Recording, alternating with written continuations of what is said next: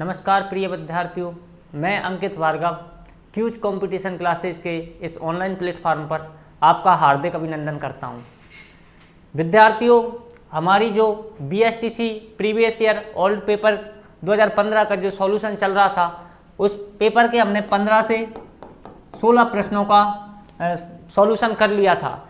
पिछली वीडियो में हमने पार्ट वन में 15 से 16 क्वेश्चन हमने सॉल्व कर लिए थे। इस वीडियो में बाकी जितने भी जीके के जितने भी क्वेश्चन बच रहे हैं, उन सभी का सॉल्यूशन लेकर मैं आपके समक्ष प्रस्तुत हुआ हूँ। विद्यार्थियों, हमारे इस चैनल पर आपको सभी कक्षाएं निरंतर मिल रही होंगी। आशा करता हूँ कि आप भी आपकी तैयारी में व्यस्त होंगे, एकदम मस्त होंगे। तो चलिए विद्यार्थियों, हमारी इस जो टेस्ट सीरीज है, इसको सॉल्यूशन को आगे बढ़ाते हैं। जो हमारा BSTC का पुराना जो पेपर था, 2015 में जो पेपर हुआ था, उसका सॉल्यूशन लेकर मैं आपके सामने आया हूँ। ये हमारा चैनल है, इसको सब्सक्राइब करें, लाइक करें, शेयर करें, ज़्यादा से ज़्यादा दोस्तों तक पहुँचाएँ। तो चलिए साथियों, शुरू करते हैं हमारी टेस्ट सीरीज। पिछली वीडियो के भांति इस बार भी हम एक प्रश्न से कई सारे ऑप्शनों को सॉल्व करेंगे। प्रश्न 1, ऑप्शन 4, कई सारे कंसेप्टों को क्लियर करेंगे। विद्यार्थियों, ये वीडियो आपके लिए इतनी लाभदायक होने वाली है कि जीके के पोर्शन में आपका लेवल अलग ही रहने वाला है। तो चलिए साथियों, शुरू करते हैं। देखिए, पहला प्रश्न दिया है, महाराणा प्रताप की मृत्यु हुई। महाराणा प्रताप की मृत्यु कब हुई? महाराणा प्रताप की मृत्यु कब हुई, ये हमसे ये पूछ रहा है। महाराणा प्रताप की मृत्यु कब हुई? ये 2015 का पेपर है BSTC। आप किसी भी प्रिंटेड बुक में इसको देख सकते हैं।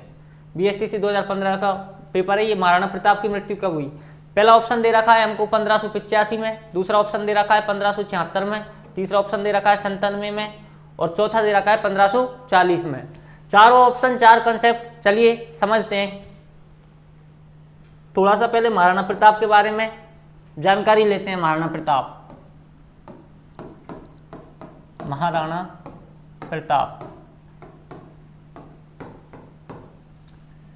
महाराणा प्रताप के पिता का नाम उदय सिंह था। ये वही उदय सिंह है जिन्होंने उदयपुर शहर की स्थापना की। महाराणा प्रताप के पिता का नाम था उदय सिंह। महाराणा प्रताप का जन्म 9 मई 1540 में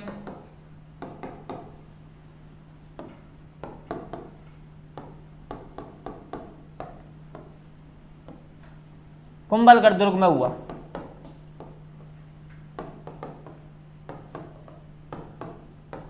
देखिए विद्यार्थियों, महाराणा प्रताप का जन्म 9 मई 1540 को कुंभलगढ़ दुर्ग में हुआ। महाराणा प्रताप का जन्म कहाँ हुआ? कुंभलगढ़ दुर्ग में। कुंभलगढ़ दुर्ग में एक कटारगढ़ है। क्या है विद्यार्थियों? कटारगढ़। इस कटारगढ़ में बादल महल है। कटारगढ़ में क्या है? बादल महल।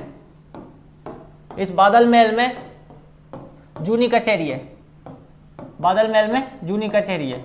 तो महाराणा प्रताप का जन्म कहाँ हुआ? जूनी कचहरी में। महाराणा प्रताप का जन्म कहाँ हुआ? जूनी कचहरी में। कुंभलगढ़ दुर्ग के कटारगढ़ में। इस कटारगढ़ को मेवाड़ की आंख बोलते हैं। कई बार वन लाइन प्रश्न आया है, मेवाड़ की आंख। मेवाड़ की आंख है कटारगढ़। इस कटारगढ़ में बादल महल है। कटारगढ़ में क्या है? बादल महल। बादल महल में जूनी कचहरी है। बादल महल में क्या है? जूनी कचहरी। जूनी कचहरी में 9 मई 1540 को रविवार के दिन महाराणा प्रताप का जन्म हुआ। 9 मई 1540 को महाराणा प्रताप का जन्म हुआ। ये महाराणा प्रताप का जन्म से संबंधित है।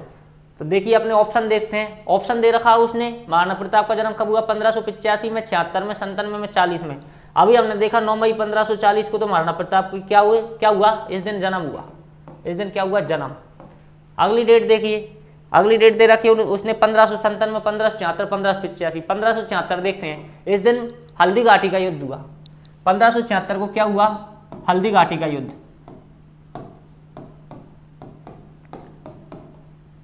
1576 को हल्दी घाटी का युद्ध हुआ। पूछा जाए किस किस के मध्य हुआ, तो महाराणा प्रताप और अकबर। महाराणा प्रताप और अकबर के मध्य हल्दी घाटी का युद्ध हुआ 1576 में। अकबर की तरफ से सेनापति था मान सिंह, जिसने पूरे युद्ध की डोर अपने हाथ में ले रखी थी। अकबर की तरफ से सेनापति कौन था? मान सिंह। अकबर की तरफ से प्रमुख सेनापति था मान सिंह, जिसने हल्दी घाटी के युद्ध की प्रमुख डोर अपने हाथ में ले रखी थी। ये वही मान सिंह है जो हमने कल पढ़ा था ब्लू पोट्री को लाहौर से जयपुर लेके आया था, तो ये मान सिंह फर्स्ट है। हमने कल पढ़ा था ना, अकबर के समकालीन था ये, अकबर ने इसको सूबेदार बनाया था लाहौर का, लाहौर से ये ब्लू पोट्री के कुछ कलाकारों को लेके आया। तो मान सिंह फर्स्ट ये हल्दी घाटी के युद्ध का प्रमुख सेनापति था अकबर की तरफ से। तो हल्दी घाटी का युद्ध कब हुआ? 1576 में। 1540 में महाराणा प्रताप का जन्म हुआ, 1576 में हल्दी घाटी का युद्ध हुआ प्रताप और अकबर के मध्य। मान सिंह फर्स्ट अकबर की तरफ से सेनापति था। चलिए 1585 में क्या हुआ? महाराणा प्रताप ने अपनी राजधानी चेंज की, चावंड को राजधानी बनाया। महाराणा प्रताप ने किसको राजधानी बनाया? चावंड को राजधानी बनाया।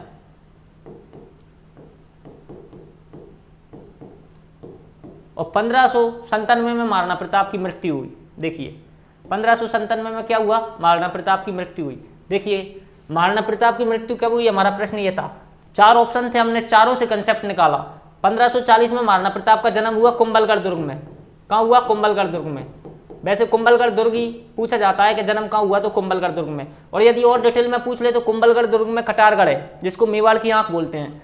कटारगढ़ में बादल महल है, बादल महल में जूनी कचहरी है, जूनी कचहरी में महाराणा प्रताप का जन्म हुआ 9 मई 1540 को रविवार के दिन। तो कुंभलगढ़ दुर्ग में महाराणा प्रताप का जन्म 1540। 1585 में उन्होंने चावंड को अपनी राजधानी बनाया। 1576 में वो हल्दी घाटी का युद्ध लड़ा। महाराणा प्रताप और अकबर के मध्य हुआ। मान सिंह फर्स्ट अकबर की तरफ से प्रमुख सेनापति था जो इस युद्ध में भाग लिया जिसने। ये हो गया हमारा महाराणा प्रताप का। वेरी इंपॉर्टेंट फैक्ट है, महाराणा प्रताप और महाराणा कुंभा दोनों की दोनों मेवाड़ वंश से, सर्वाधिक इंपॉर्टेंट है। बीएसटीसी के नजरिए से देखें या किसी भी एग्जाम के नजरिए से हर बार इन दोनों में से एक प्रश्न देखने को हमको मिलता ही है। तो ये प्रमुख डेटे हैं, इनको अच्छे से आप लिख लेना।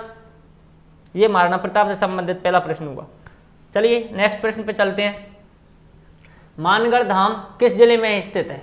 मानगढ़ धाम किस जिले में स्थित है? प्रश्न पूछ रहा है हमसे।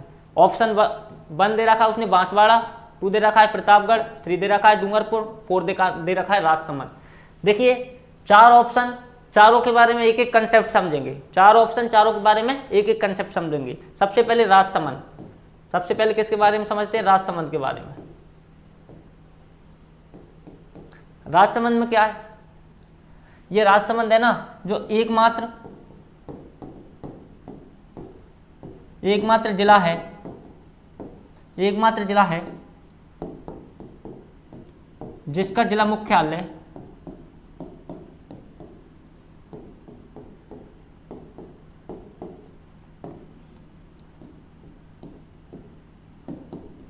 अपने नाम पर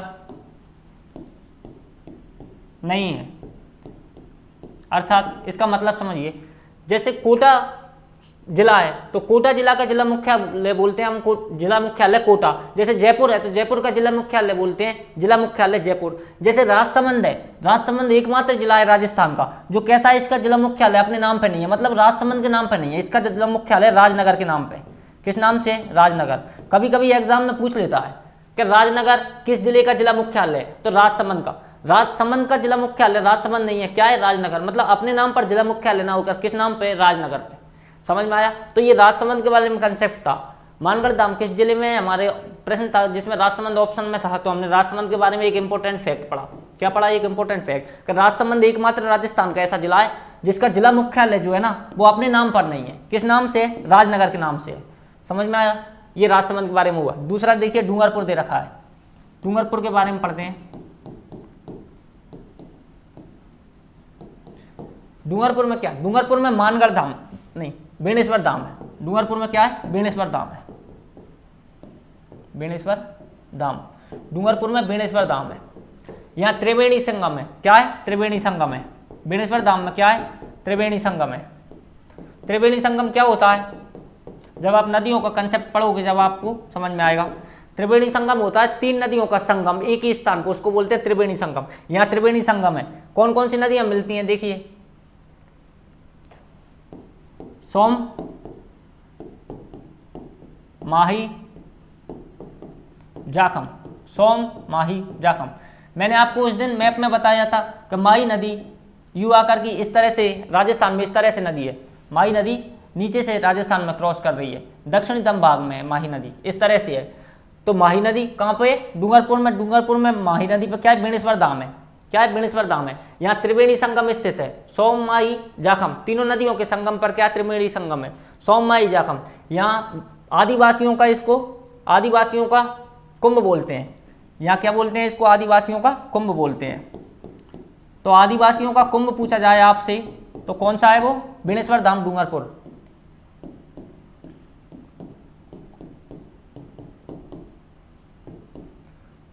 देखिए हमारा जो प्रश्न था उसमें राजसमंद के बारे में हमने पढ़ा। राजसमंद का जिला मुख्यालय उसके नाम से ना होकर राजनगर के नाम से। हमने डूंगरपुर के बारे में पढ़ा कि डूंगरपुर में बेणेश्वर धाम है, सोम माही जाखम, 3 नदियों का संगम है बेणेश्वर धाम में। उसके बाद हम प्रतापगढ़ के बारे में देखते हैं एक कंसेप्ट। प्रतापगढ़ में क्या है देखिए,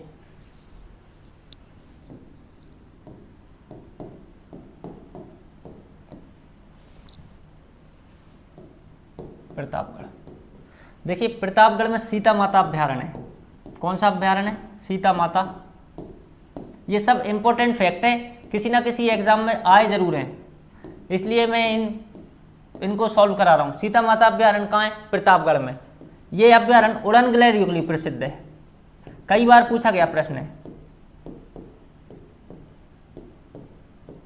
तो उड़न गिलहरी के लिए कौन सा अभ्यारण्य प्रसिद्ध है? सीता माता अभ्यारण्य। सीता माता अभ्यारण्य कहाँ है? प्रतापगढ़ में। बाकी इसके अलावा प्रतापगढ़ में हमने माही नदी को देखा था, काठल की गंगा बोलते हैं। प्रतापगढ़ में माही नदी को क्या बोलते हैं? काठल की गंगा। ये प्रतापगढ़ के बारे में फैक्ट हुआ। प्रतापगढ़ में सीता माता अभ्यारण्य है जो उड़न गिलहरी के लिए प्रसिद्ध है। ये प्रतापगढ़ के बारे में एक फैक्ट हुआ।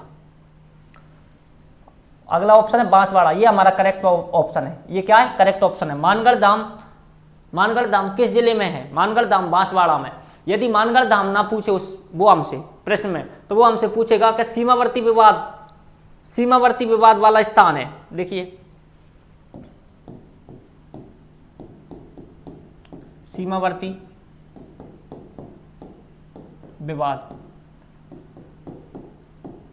वाला स्थान है। सीमावर्ती वाला विवाद पूछे हमसे, जब भी हमारा उत्तर क्या होना चाहिए? मानगढ़ धाम। मानगढ़ धाम सीमावर्ती विवाद है, किस किस के मध्य है? राजस्थान और गुजरात के मध्य। राजस्थान और गुजरात के मध्य। राजस्थान का एक ही राज्य के साथ सीमावर्ती विवाद चल रहा है। राजस्थान का एक ही राज्य के साथ सीमावर्ती विवाद चल रहा है, वो है गुजरात।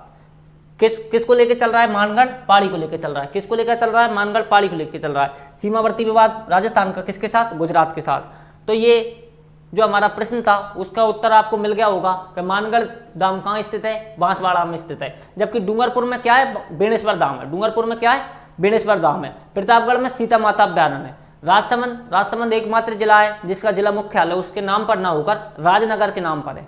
ठीक है, ये हमारा प्रश्न कंसेप्ट आपको समझ में आया होगा। देखिए अगर आपको इस तरीके से मेरा सॉल्व कराना पसंद आ रहा है तो चैनल को सब्सक्राइब जरूर कीजिए, वीडियो को लाइक कीजिए और ज़्यादा से ज़्यादा लोगों तक पहुँचाइए, ताकि क्या है कि हमें भी थोड़ा मोटिवेशन मिलता है कि जो हम कार्य कर रहे हैं वो अच्छा है, लोगों को पसंद आ रहा है। तो चलिए नेक्स्ट प्रश्न पर चलते हैं।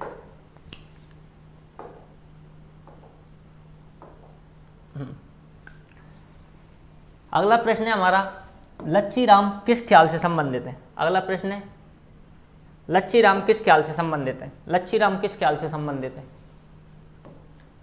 लच्छी राम किस ख्याल से संबंधित है? देखिए ऑप्शन 1 दे रखा है उसने कुचामनी ख्याल से, ऑप्शन बी दे रखा है जयपुरी ख्याल से, ऑप्शन सी दे रखा है तुर्रा ख्याल से, ऑप्शन डी दे रखा है शेखावाटी ख्याल से। देखिए 4 ऑप्शन, प्रश्न एक है, 4 ऑप्शन, चारों के बारे में पढ़ेंगे किस ख्याल से कौन संबंधित है। हो सकता है इस बार लच्छी राम का पूछा, हो सकता है अगली बार जयपुरी या शेखावाटी ख्याल का वो पूछ ले। तो चारों कंसेप्ट को आप कॉपी पेन लेकर बैठे होंगे, मुझे आशा है। चलो लिखिए साथ में। कुचामनी ख्याल से संबंधित है विद्यार्थियों, कुचामनी ख्याल से संबंधित है लच्छी राम। कुचामनी ख्याल से कौन संबंधित है? लच्छी राम। ठीक है, तो इसका उत्तर तो हो गया कि कुचामनी ख्याल से कौन संबंधित है? लच्छी राम। जयपुरी ख्याल से देखिए, अच्छा पहले शेखावाटी का देखिए, शेखावाटी ख्याल से नानू राम। शेखावाटी ख्याल से कौन है? नानू राम। शेखावाटी ख्याल से नानू राम।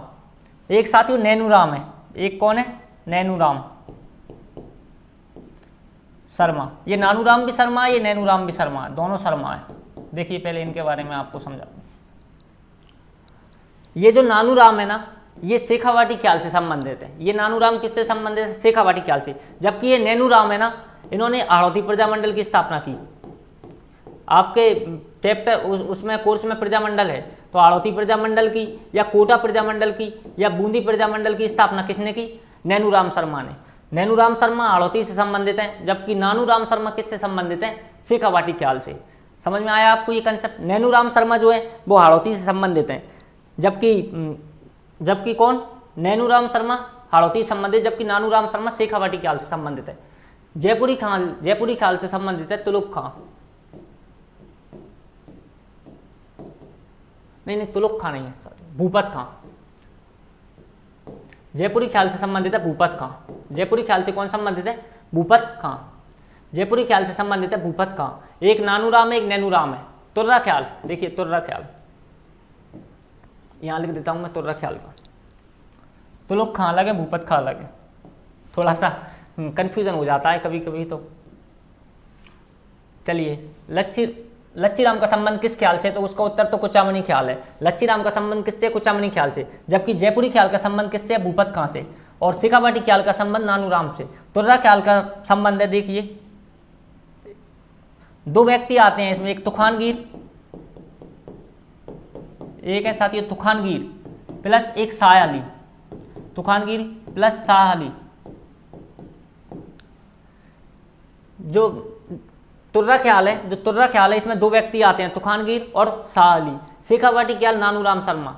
शेखावाटी ख्याल के कौन है? नानूराम शर्मा। जयपुरी ख्याल के कौन है? भूपत खां। जयपुरी ख्याल के कौन है? भूपत खां। और कुचामनी ख्याल के लच्छीराम। तो हमारा प्रश्न था लच्छीराम किस ख्याल से संबंधित है? ये कुचामनी ख्याल से संबंधित है। जयपुरी ख्याल से भूपत खां है। जयपुरी ख्याल से कौन है? भूपत खां। और तुर्रा ख्याल से कौन है? तूफानगीर और शाह अली। शेखावाटी ख्याल से नानूराम शर्मा। शेखावाटी ख्याल से कौन है? नानूराम शर्मा। ये आपका क्वेश्चन था। इसके 4 ऑप्शन, चारों के बारे में सॉल्यूशन। चलिए नेक्स्ट प्रश्न पर चलते हैं। चोकला किस पशु की नस्ल है? देखिए हर बार पशुओं में से एक प्रश्न आता है और आपसे एक नस्ल पूछी जाती है। हर बार पशुओं में से एक प्रश्न आता है और एक पशु की किसी की भी नस्ल पूछी जाती है। तो भेड़, गाय, बकरी, भैंस, 4 हमारे सामने ऑप्शन है। चारों के बारे में 2-2 नस्लें पढ़ेंगे हम। सबसे पहले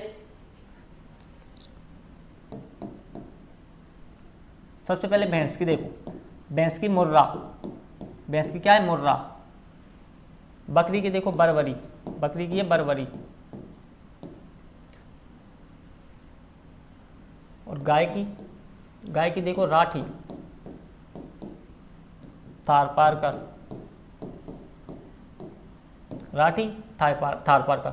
और भैंस की है चौकला। भैंस की कौन सी है? चौकला। भेड़ की कौन सी है? चौकला। ये देखिए चौकला किस पशु की नस्ल है?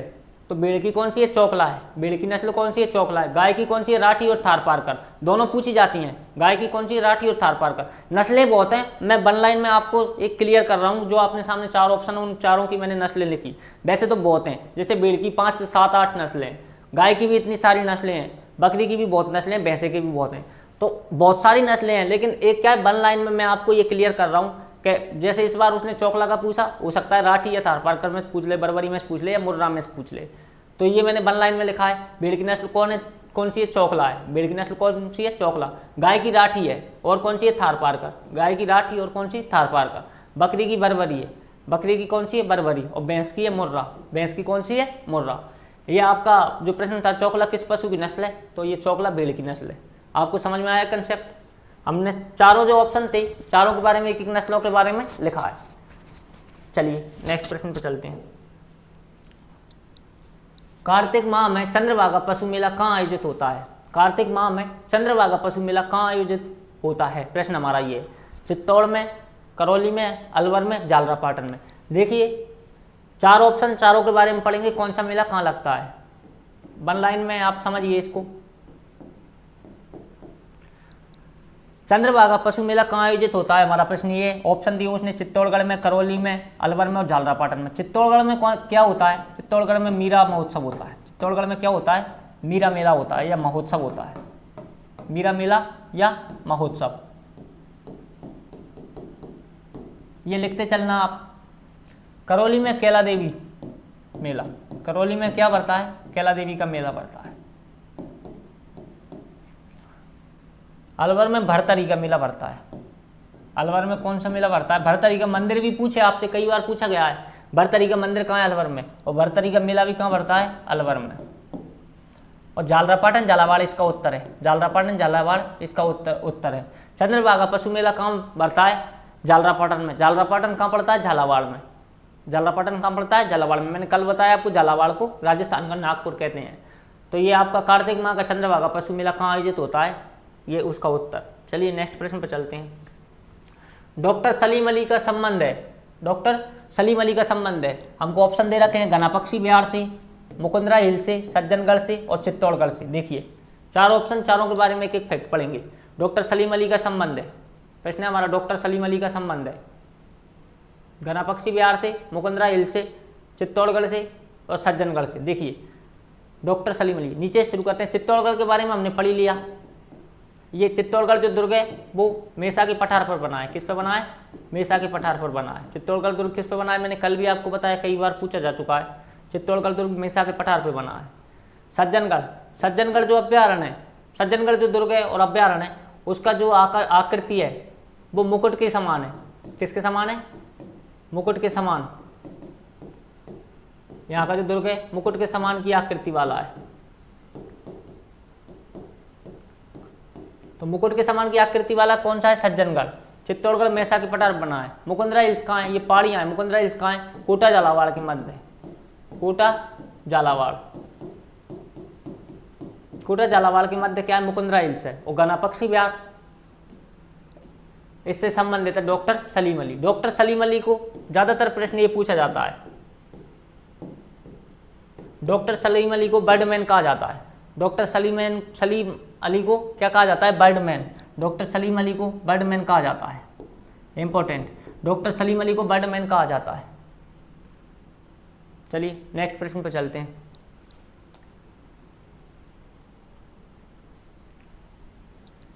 होली का त्यौहार मनाया जाता है। होली का त्यौहार कब मनाया जाता है? चैत्र में, फागुन में, जेठ में, कार्तिक में। चलिए सबके बारे में एक एक वन लाइन प्रश्न देखते हैं। कार्तिक में क्या इंपॉर्टेंट है, ज्येष्ठ में क्या है, फागुन में क्या है और चैत्र में क्या है। सबसे पहले कार्तिक को लेते हैं।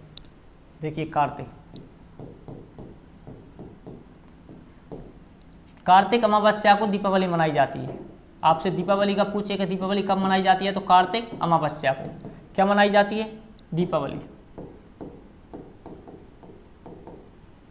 कार्तिक अमावस्या को क्या मनाई जाती है? दीपावली। ठीक है। ज्येष्ठ में, ज्येष्ठ में देखते हैं क्या है। देखिए ज्येष्ठ अमावस्या को, ज्येष्ठ अमावस्या को सीतावाड़ी मेला लगता है। ज्येष्ठ अमावस्या को सीतावाड़ी मेला लगता है। कौन सा मेला लगता है? सीतावाड़ी। ये कई बार अभी रीट में भी पूछा गया था और पिछली बार BSTC के में भी पूछा गया। सीतावाड़ी मेला कब लगता है? ज्येष्ठ अमावस्या को। ये सीतावाड़ी कहाँ है? 12 में। सीतावाड़ी कहाँ है? 12 में। साबाद तहसील 12 में। सीतावाड़ी कहाँ है? 12 में। तो कब लगता है? ज्येष्ठ अमावस्या को। होली का त्यौहार कब मनाया जाता है? हमसे ये पूछा जा रहा है। पहले सामने हमारे ऑप्शन था कार्तिक। कार्तिक को हमने देखा कि कार्तिक में क्या है? अमावस्या। कार्तिक अमावस्या को क्या मनाई जाती है? दीपावली। उसके बाद ज्येष्ठ ऑप्शन में था, तो ज्येष्ठ अमावस्या को क्या करते हैं? सीतावाड़ी में मेला लगता है। सीतावाड़ी कहाँ है? 12 में। उसके बाद देखते हैं फागुन। फागुन इसका करेक्ट आंसर है। होली कब मनाई जाती है? फागुन माह में। होली कब मनाई जाती है? फागुन माह में। अगला ऑप्शन है चैत्र। चैत्र में देखते हैं। चैत्र में देखिए आप, चैत्र में क्या होता है। देखिए चैत्र जो माह है वो हिंदू नववर्ष चैत्र माह से प्रारंभ होता है। हिंदू नववर्ष कब से प्रारंभ होता है? चैत्र शुक्ल एकम से। कृष्ण एकम से नहीं, चैत्र शुक्ल एकम से हिंदू नववर्ष प्रारंभ होता है। चैत्र जो माह है वो एकमात्र ऐसा माह है जो जिसके 15 दिन अर्थात कृष्ण पक्ष वर्ष के अंत में आते हैं और 15 दिन अर्थात शुक्ल पक्ष वर्ष के प्रारंभ में आते हैं। चैत्र माह एकमात्र माह है जिसके 15 दिन तो वर्ष के अंत में आते हैं और 15 दिन किस में आते हैं? वर्ष के प्रारंभ में आते हैं। चैत्र शुक्ल एकम से हिंदू नववर्ष प्रारंभ होता है। तो नववर्ष चैत्र शुक्ल एकम। 2 पक्ष होते हैं विद्यार्थियों। देखिए आपको थोड़ा कंसेप्ट क्लियर करता हूँ। किसी भी माह के 2 पक्ष होते हैं। एक होता है कृष्ण पक्ष, एक कौन सा होता है? कृष्ण पक्ष। और एक होता है शुक्ल पक्ष। एक कौन सा होता है? शुक्ल पक्ष। ये कृष्ण पक्ष होता है, इसकी काली रातें होती हैं, काली रातें मतलब अंधेरी रातें, ठीक है। इसके अलावा कृष्ण पक्ष की में अंतिम रात क्या होती है? अमावस्या होती है। अंतिम रात क्या होती है? अमावस्या।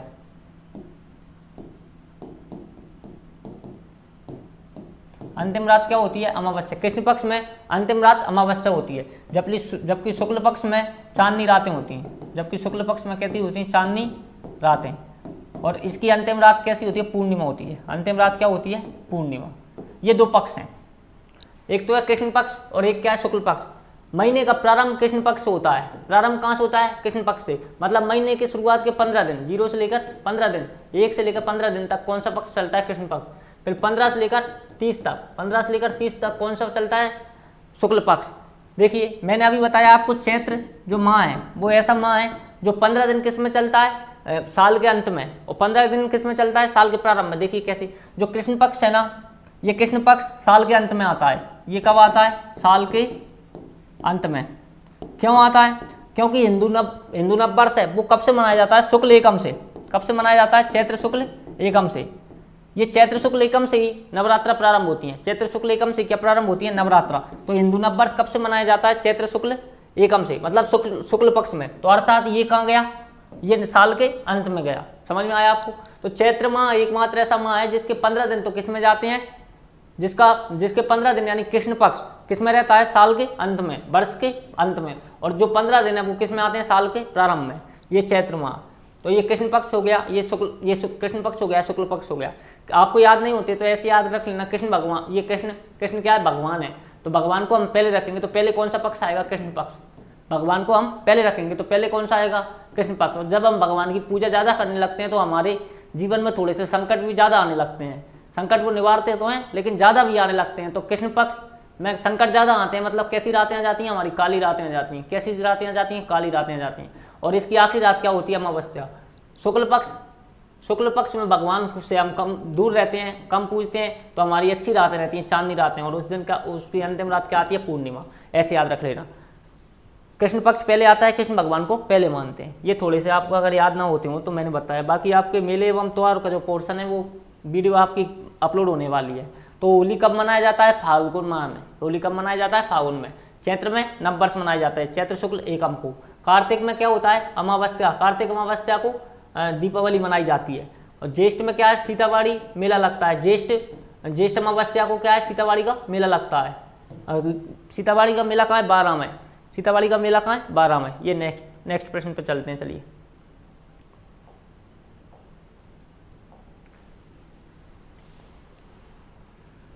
अच्छा, सरसों अनुसंधान केंद्र स्थित है। सरसों अनुसंधान केंद्र कहाँ है? हमसे पूछा गया है। ऑप्शन दिए हैं उसने, अजमेर, बीकानेर, जोधपुर और सेवर।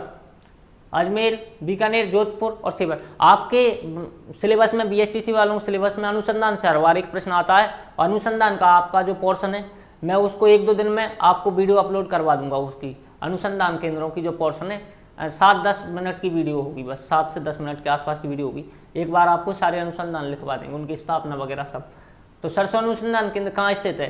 सेवर में, जोधपुर में, बीकानेर में, अजमेर में। चलिए सबसे पहले शुरू करते हैं अजमेर से। अजमेर में क्या है? अजमेर में साथियों, अजमेर में एक स्थान है तबीजी। क्या स्थान है? तबीजी। यहाँ मसाला अनुसंधान केंद्र है। यहाँ क्या है? मसाला अनुसंधान केंद्र। अजमेर में तबीजी है व मसाला अनुसंधान केंद्र है। देखिए हमने देखा अजमेर, उसने ऑप्शन में दिया अजमेर। अजमेर में क्या है? तबीजी है। यहाँ क्या है? मसाला अनुसंधान केंद्र है। लेकिन हमने कल स्पाइस पार्क पढ़ा। क्या पढ़ा? Spice park. ये उसको इससे वो मत करना आप। स्पाइस पार्क का मैंने आपको बताया मसाला उद्यान है। वो क्या है? मसाला उद्यान है। अनुसंधान केंद्र क्या होता है कि जो हमने फसल उगाई है उस पर वो शोध करते हैं। उस पर वो क्या करते हैं? शोध करते हैं, उसका भंडारण करते हैं, उसकी सिक्योरिटी करते हैं, उसको बचा के रखते हैं अगली फसल तक। तो अनुसंधान केंद्र में कई सारे शोध होते हैं उन पर। तो ये मसाला अनुसंधान केंद्र है। जबकि स्पाइस पार्क में क्या है? ये उद्यान है। ये क्या है? उद्यान है। जैसे 500 बीघा की खेती। तो ये क्या है? स्पाइस पार्क क्या है? उद्यान। स्पाइस पार्क फर्स्ट हमने देखा जोधपुर में, फर्स्ट कहाँ देखा? जोधपुर में। और सेकंड हमने देखा कोटा में, जोधपुर के मथानिया में, और सेकंड का है कोटा में। और तबीजी मसाला अनुसंधान केंद्र है। ये कहाँ है? अजमेर में। तबीजी कहाँ है? अजमेर में। तो हमने अजमेर में पढ़ा। अजमेर में तो क्या है? मसाला अनुसंधान केंद्र, जबकि पूछ क्या रहा है हमसे सरसों वाला। चलिए नेक्स्ट पे चलते हैं, बीकानेर। नेक्स्ट पे चलते हैं, कहाँ है, बीकानेर। बीकानेर चलो, बीकानेर में क्या है देखिए, लिख लेना ये अनुसंधान केंद्र, आप इसमें भी लिख लेना, ये इंपॉर्टेंट है, चारों में से एक प्रश्न जरूर पूछता है। बीकानेर, बीकानेर में क्या है, बीकानेर में साथियों खजूर, बीकानेर में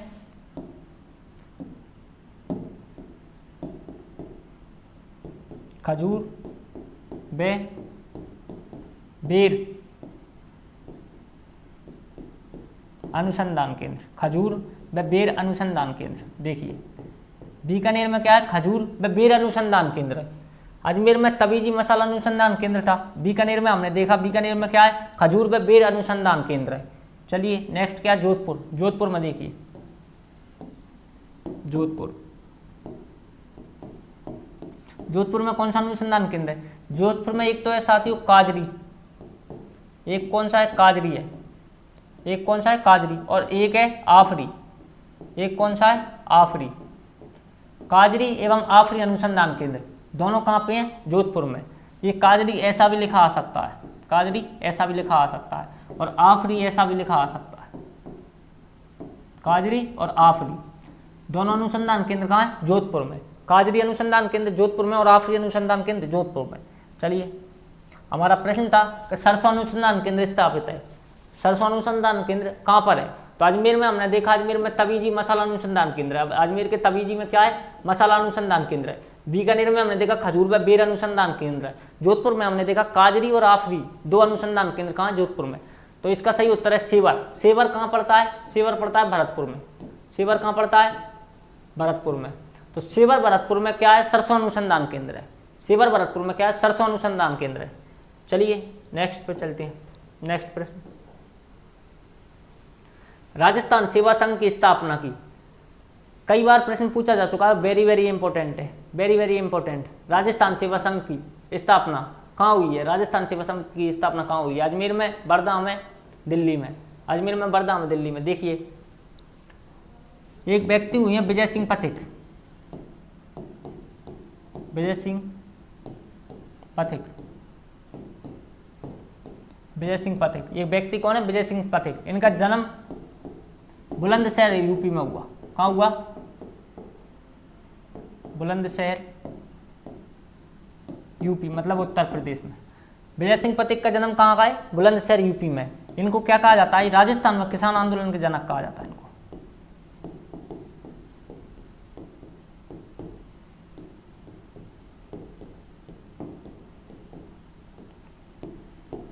राजस्थान में किसान आंदोलन के जनक कौन है, विजय सिंह पथिक, जिनका जन्म कहाँ, बुलंदशहर यूपी से माना जाता, बुलंदशहर यूपी का है। राजस्थान में किसान आंदोलन के जनक माना जाता है इनको। राजस्थान में किसान आंदोलन का जनक किसको माना जाता है, विजय सिंह पथिक को। विजय सिंह पथिक ने वर्धा महाराष्ट्र में 1919 में किसकी स्थापना की, राजस्थान सेवा संघ की स्थापना की। राजस्थान सेवा संघ की स्थापना किसने की, विजय सिंह पथिक ने। किसने की, इस बार पूछा राजस्थान सेवा संघ की स्थापना हुई अजमेर में, वर्धा में, दिल्ली में। तो हमें पता है कि राजस्थान सेवा संघ की स्थापना कहाँ हुई, वर्धा में। ये वर्धा कहाँ पड़ता है, महाराष्ट्र में। वर्धा कहाँ पड़ता है, महाराष्ट्र में। तो विजय सिंह पथिक ने महाराष्ट्र, वर्धा महाराष्ट्र में 1919 में राजस्थान सेवा संघ की स्थापना की। ये इस बार मान लो प्रश्न पूछा है, लेकिन अगली बार प्रश्न पूछ ले कि राजस्थान सेवा संघ की स्थापना किसने की, तो याद रखना विजय सिंह पथिक ने। राजस्थान सेवा संघ की स्थापना किसने की, विजय सिंह पथिक ने। विजय सिंह पथिक का जन्म पूछे तो बुलंदशहर यूपी में, और राजस्थान में इनको किसान आंदोलन का जनक कहा जाता है। विजय सिंह पथिक का पूर्व नाम पूछे या बचपन का नाम पूछे तो इनका नाम था भूप सिंह। इनका नाम क्या था, भूप सिंह। इनका नाम, मूल नाम इनका भूप सिंह है। मूल नाम क्या है इनका, भूप सिंह है। लेकिन जब ये आंदोलनों से जुड़ते गए, जब इनका कई षड्यंत्रों में इनका नाम आने लगा सामने, तो इन्होंने अपना नाम चेंज करके क्या रख लिया, विजय सिंह पथिक। ठीक है, तो ये वर्धा महाराष्ट्र में इसकी स्थापना हुई 1919 में। इसका मुख्यालय अजमेर तो 1920 में लाए, 1920 में इसका मुख्यालय कहाँ लाए, अजमेर, राजस्थान सेवा संघ का। चलिए नेक्स्ट प्रश्न। कटारगढ़ किस किले का भाग है, अभी मैंने आपको बताया, मेवाड़ की आंख कहा जाता है कटारगढ़ को। मेवाड़ की आंख किसको कहा जाता है, कटारगढ़ को। कटारगढ़ कुंभलगढ़, कटारगढ़ कुंभलगढ़ किले का भाग है। शेरगढ़ कहाँ है, शेरगढ़ बारां में। शेरगढ़ कहाँ है, बारां में। चित्तौड़गढ़, चित्तौड़गढ़। तारागढ़ कहाँ है, अजमेर में। तारागढ़ कहाँ है? अजमेर में। तारागढ़ 2 है, एक बूंदी में भी है। तारागढ़ 2 है। ये किस तारागढ़ की बात कर रहा है अब ये पता नहीं, लेकिन तारागढ़ कहाँ है? एक बूंदी में भी है और एक अजमेर में भी। ये जो बूंदी वाला तारागढ़ है इसकी आकृति तारे की समान है, लेकिन जो तारागढ़ अजमेर वाला है ये एक रानी थी तारा, उसके नाम पर इसका नाम क्या पड़ गया? तारागढ़। तो अजमेर वाला तारागढ़ या बूंदी वाला तारागढ़? तारागढ़ राजस्थान में 2 है। कुंभलगढ़ कहाँ है? राजसमंद में। कुंभलगढ़ कहाँ है? राजसमंद में। चित्तौड़गढ़ तो चित्तौड़गढ़ में है ही। कटारगढ़ किस किले का भाग है? तो कटारगढ़ कुंभलगढ़ किले का भाग है। कटारगढ़ की जगह यहाँ पूछ सकता है बादल महल किस किले का भाग है? तो कटारगढ़ का। और कुंभलगढ़ किले का भी है। बादल महल किसका भाग है? कटारगढ़ का। कुंभलगढ़ किले में कटारगढ़ है, कटारगढ़ में बादल महल है, बादल महल में जूनी कचहरी है। बादल महल में क्या है? जूनी कचहरी। तो जूनी कचहरी में महाराणा प्रताप का जन्म हुआ 9 मई 1540 रविवार के दिन। शेरगढ़ कहाँ है? 12 में। शेरगढ़ कहाँ? 12 में। और चित्तौड़गढ़ जिले में ही है। तारागढ़ कहाँ है? अजमेर में एक, और तारागढ़ एक बूंदी में है। तारे की आकृति के समान वाला किला तो तारागढ़ बूंदी वाला है, और तारा रानी के नाम पे किला तो तारागढ़ अजमेर वाला है। ठीक है। सती प्रथा पर सबसे पहले रोक किस रियासत ने लगाई? सती प्रथा पर सबसे पहले रोक किस रियासत ने लगाई? देखिए इसके बारे में थोड़ा सा कंसेप्ट क्लियर नहीं है, किताबों में भी ऐसे ही है। देखते हैं सती प्रथा पर सर्वप्रथम रोक। इसका वैसे सही उत्तर बोर्ड हमेशा बूंदी मानता है। सही उत्तर क्या है? इस BSTC वाले पेपर में भी बूंदी माना, 2015 वाले पेपर में भी किसको क्या माना? बूंदी। इसका हमेशा उत्तर बूंदी मानता है। सती प्रथा पर सर्वप्रथम रोक किसने लगाई? बूंदी ने। सर्वप्रथम रोक किसने लगाई? बूंदी ने। लेकिन सर्वप्रथम प्रयास किसने किए? अगर ये प्रश्न पूछ लिया जाए तो सती प्रथा पर रोक लगाने के सर्वप्रथम प्रयास किसने किए? जयपुर ने। यदि आप नोट्स बना रहे हैं तो लिखिए कि सती प्रथा पर रोक लगाने के सर्वप्रथम प्रयास तो किसने किए? जयपुर ने। किसने किए? जयपुर ने। लेकिन लगाई किसने रोक? बूंदी ने। लगाई किसने? बूंदी ने। सती प्रथा पर सर्वप्रथम रोक लगाई बूंदी ने, प्रयास किसने किए? जयपुर ने। और कोटा ने क्या किया? कैसे? कोटा कैसे? कन्यावत। कोटा ने कन्यावत पर रोक लगाई। कोटा ने किस पर रोक लगाई? कन्यावत पर। तो कोटा ने क्या किया? कन्यावत पर रोक लगाई। देखिए सती प्रथा पर सर्वप्रथम रोक लगाई बूंदी ने, और सती प्रथा पर सर्वप्रथम रोक लगाने का प्रयास किसने किया? जयपुर रियासत ने। सर्वप्रथम प्रयास किसने किया? जयपुर रियासत ने। और जबकि कोटा ने क्या किया? कन्यावत पर सर्वप्रथम रोक लगाई। कोटा ने कन्यावत पर सर्वप्रथम रोक लगाई। तो इस बार सती प्रथा का पूछा हो सकता है अगली बार कन्यावत का पूछे, तो तैयार रहना आप। कन्यावत पर रोक किसने लगाई? कोटा ने। कैसे? कोटा कैसे? कन्या। कैसे? कोटा कैसे? कन्या। सती प्रथा पर रोक लगाने वाले पहला रियासत बूंदी, प्रयास करने वाली जयपुर। प्रयास करने वाली जयपुर। ठीक है। चलिए नेक्स्ट। अजमेर मेरवाड़ा का राजस्थान में विलय हुआ। अजमेर मेरवाड़ा का राजस्थान में विलय कब हुआ? ये हमसे ये पूछ रहा है। चलिए देखते हैं। अजमेर मेरवाड़ा का राजस्थान में विलय कब हुआ? देखिए हमारे राजस्थान का एकीकरण 7 चरणों में पूरा हुआ। राजस्थान का एकीकरण कितने चरणों में पूर्ण हुआ? 7 चरणों में।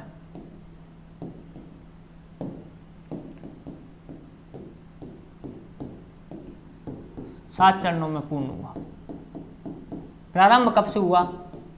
18 मार्च से। प्रारंभ कब से हुआ? 18 मार्च 1948। 18 मार्च 1948 से। 1 नवंबर 1956 को राजस्थान पूर्ण बना। 1 नवंबर 1956 को राजस्थान पूर्ण बना। प्रारंभ कब हुआ? 18 मार्च 1948 को। 1 नवंबर 1956 को राजस्थान पूर्ण बन गया। 19 रियासतें थी। कितनी रियासतें थी? 19। और 3 ठिकाने थे। कितने ठिकाने थे? 3। हमसे प्रश्न पूछा है कि अजमेर मेरवाड़ा का राजस्थान में विलय कब हुआ? इसका उत्तर है 1 नवंबर 1956। ये अजमेर मेरवाड़ा की जगह यदि आपको वो दे दे आबू ये कौन सा है? सिरोही वाला और देलवाड़ा। आबू और देलवाड़ा। अजमेर मेरवाड़ा, आबू देलवाड़ा। अजमेर मेरवाड़ा और आबू देलवाड़ा, इन तीनों का विलय राजस्थान में 1 नवंबर 1956 को किया गया। मतलब आखिरी चरण में, मतलब 7वें चरण में। तो 7वें चरण में राजस्थान के एकीकरण के 7वें चरण में आबू का देलवाड़ा, मतलब सिरोही का आबू और देलवाड़ा, और अजमेर का क्या? मेरवाड़ा। इन तीनों का राजस्थान में विलय किया गया। 1 नवंबर 1956 को सिरोही के आबू और देलवाड़ा, सिरोही का आबू और देलवाड़ा, और अजमेर का मेरवाड़ा। अजमेर का क्या? मेरवाड़ा। इन तीनों का विलय किसमें किया गया? राजस्थान में। कब किया गया? 1 नवंबर 1956 को। 1 नवंबर 1956 को। 18 मार्च 1948 से राजस्थान का एकीकरण प्रारंभ हुआ। 1 नवंबर 1956 को राजस्थान का एकीकरण पूर्ण हुआ। कितने चरणों में? 7 चरणों में। कितने चरणों में? 7 चरणों में। ठीक है, ये आपको समझ में आया। अजमेर का मेरवाड़ा है और सिरोही के आबू और देलवाड़ा। सिरोही के 2 क्षेत्र हैं, एक आबू है और एक क्या है, देलवाड़ा। और अजमेर का क्या है, मेरवाड़ा। अजमेर का क्या है, मेरवाड़ा। ये केंद्र शासित प्रदेश था। मेरवाड़ा क्या था, केंद्र शासित प्रदेश था। तो अजमेर का मेरवाड़ा, सिरोही का आबू और देलवाड़ा 1 नवंबर 1956 को राजस्थान में विलय किया गया। इनका विलय कब किया गया, 1 नवंबर 1956 को राजस्थान में। चलिए नेक्स्ट प्रश्न पे चलते हैं। नेक्स्ट प्रश्न है, कौन सा सम्मिलित नहीं है। ये 4 ऑप्शन है, 3 ऑप्शन है, इनमें से कौन सा सम्मिलित नहीं है, हमसे ये पूछ रहा है। तो पहला ऑप्शन उसने दिया पृथ्वीराज विजय के लेखक चंद्रवरदई है। पृथ्वीराज विजय के लेखक कौन है, चंद्रवरदई। दूसरा ऑप्शन उसने दिया है कि वंश भास्कर के लेखक सूर्यमल मिश्रण है। वंश भास्कर के लेखक कौन है, सूर्यमल मिश्रण। और तीसरा प्रश्न उसने दिया है कि अमीर माँ काव्य है वो किसने लिखा है, नैनचंद्र सूरी ने। अमीर जो माँ काव्य है वो किसने लिखा है, नैनचंद्र सूरी ने। चलिए चारों के बारे में डिस्कस करते हैं, थोड़ा सा तीनों के बारे में डिस्कस करते हैं। कौन सा सम्मिलित नहीं है, पूछ रहा है नहीं है, मतलब 2 तो हैं, मतलब क्या है, 2 तो हैं, एक नहीं है, एक नहीं है। तो देखते हैं पहले, जो अमीर महाकाव्य है, ये अमीर महाकाव्य है, ये नैनचंद्र सूरी ने लिखा है। अमीर महाकाव्य किसने लिखा है, नैनचंद्र सूरी ने। ठीक है, तो ये तो करेक्ट है। अमीर महाकाव्य किसने लिखा है, नैनचंद्र सूरी ने। वंश भास्कर सूर्यमल मिश्रण ने लिखा है। वंश भास्कर किसने लिखा है, सूर्यमल मिश्रण ने। सूर्यमल मिश्रण, इनसे बहुत सारे प्रश्न आते हैं। सूर्यमल मिश्रण से कितने प्रश्न आते हैं, बहुत सारे। देखिए, राजस्थान का राज्य कवि,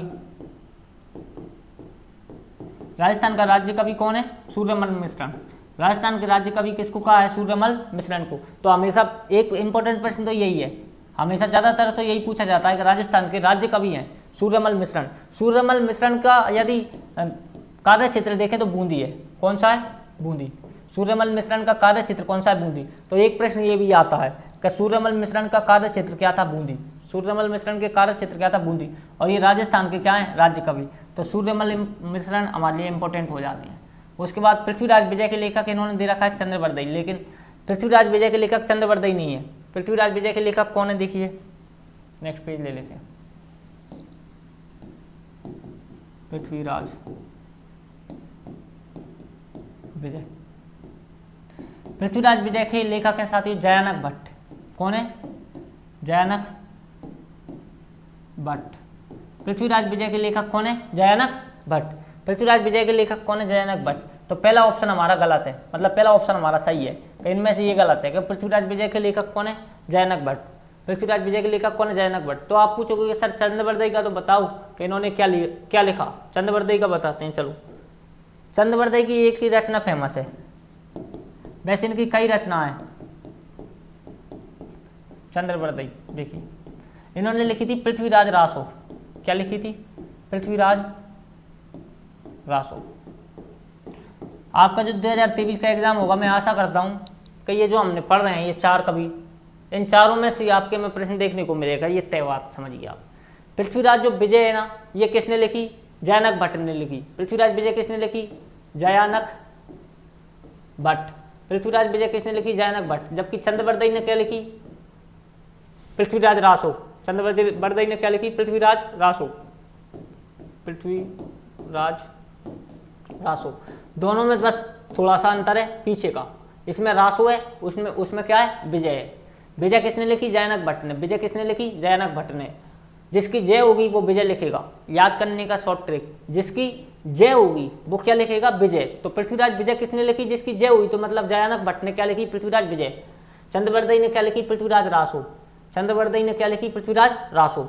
वंश भास्कर किसकी है, सूर्यमल मिश्रण की है। सूर्यमल मिश्रण का हमने थोड़ा सा जीवन पर चरित्र पढ़ा। सूर्यमल मिश्रण का कार्य क्षेत्र बूंदी रहा। इनको राजस्थान का राज्य कवि कहते हैं। सूर्यमल मिश्रण को क्या कहते हैं, राजस्थान का राज्य कवि। उसके बाद अमीर महाकाव्य नैनचंद्र सूरी ने लिखी। अमीर महाकाव्य किसने लिखी, नैनचंद्र सूरी ने। तो ये थे कुछ आपके प्रश्न जो मैं संकलित करके लाया था बीएसटीसी 2015 के जो ओल्ड पेपर से मैंने लिए थे। बीएसटीसी 2015 के ओल्ड पेपर से जो मैंने कुछ प्रश्न लिए थे वो मैं संकलित करके आपके सामने प्रस्तुत हुआ था। आपको ये वीडियो कैसी लगी मुझे लाइक करके, शेयर करके और चैनल को कमेंट करके तथा चैनल को सब्सक्राइब करके तथा इस वीडियो पर कमेंट करके मुझे ज़रूर बताएं कि हमें ये वीडियो कैसी लगी। और साथियों, आपके लिए ये टेस्ट सीरीज बिल्कुल लाभदायक होने वाली है। इस टेस्ट सीरीज को यदि आप सॉल्व करते हो, इसकी 28 से 30 वीडियो बनेंगी हमारी। कितनी बनेंगी? 28 से 30। यदि इन वीडियो को आपने देख लिया, इन वीडियो को एक बार आपने देख लिया और यदि आप इनको नोट भी कर लिया, आपने इनको क्या कर लिया? नोट भी कर लिया, तो आप यकीन मानिए कि आपका जीके का जो लेवल है वो अलग ही रहने वाला है पेपर में। सब लोग क्या सॉल्व करेंगे उससे मतलब नहीं है, लेकिन अगर आपको कोई प्रश्न नहीं भी आ रहा होगा तो जो जिस माध्यम से हम प्रश्न सॉल्व कर रहे हैं उस माध्यम से आपको वो प्रश्न भी परेशान नहीं करेगा। तो चलिए साथियों, आज के लिए इतना ही। फिर मिलते हैं कल किसी और नई वीडियो के साथ, किसी और नए पेपर के साथ। तब तक के लिए जय हिंद, नमस्कार।